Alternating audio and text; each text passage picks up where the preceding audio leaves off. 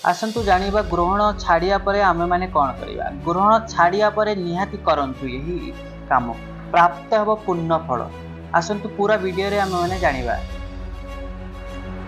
वर्षरे सबुठारु बड़ स्वर्गीय घटना सेप्टेम्बर 7 रे देखा जीवो। यही राति रे एक चंद्र ग्रहण हेउची जहा भारत रे सीधा सड़क दृश्यमान हेबो।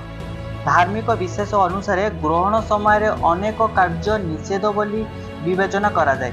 जेतेबेले किछि विशेष पदक्षेप नेबा द्वारा पापरु मुक्ति एवं पुण्यरु प्राप्ति हुए। आसंतु जानिबा यही विशेष अवसर रे कौन करिबा उचित एवं केउ जिनिस को एड़ेइबा उचित।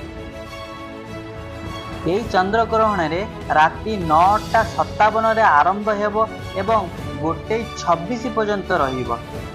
जेहेतु यह भारत रे दृश्यमान हेबो यार सूतक समय मध्य वैध हेबा।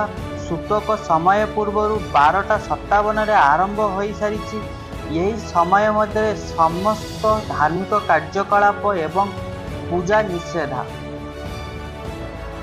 ग्रहण समय कौन करिबा। यदियो ग्रहण समय को अशुभ बोली विवेचना करा जाए।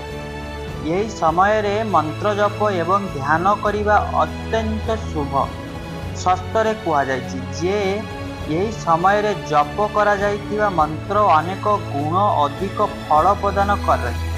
भक्त माने नीरव ध्यान जप किंबा ध्यानर मग्न रही पारिबे। ग्रहण शेष हेबा परे ध्यान एवं ध्यान करिबा मध्ये अत्यंत शुभ बोली विवेचना करा जाए। ग्रहण समय रे कौन करिवे नहीं।